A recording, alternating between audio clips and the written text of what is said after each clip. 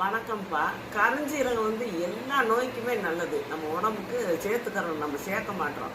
அதை நான் துவையில அரைச்சி சேர்க்கறதுக்கு உங்களுக்கு ஒரு வழி சொல்லித்தரேன். எப்படின்னா, ஒரு 2 ஸ்பூன் கருஞ்சீரகத்தை எடுத்து வெறும் சட்டியில் வறுத்து எடுத்து வச்சுக்கோங்க தனியாக. அப்புறம் ஒரு 10 சின்ன வெங்காயம், 5 பூண்டு, உங்களுக்கு தேவையான அளவுக்கு பச்சை மிளகாயா கார மிளகாயா காரத்துக்கு தகுந்து போட்டுக்கோங்க. போட்டு ஒரு 4 ஸ்பூனு நல்லெண்ணெயில் வதக்குங்க.